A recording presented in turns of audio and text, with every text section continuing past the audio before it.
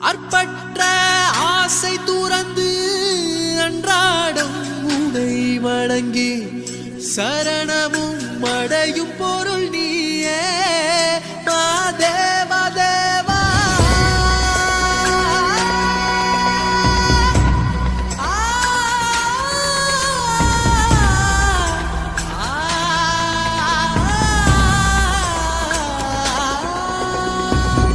அற்பற்ற ஆசை துறந்து அன்றாடம் உனை வணங்கி சரணமும் அடையும் பொருள் நீயே மாதேவா தேவா.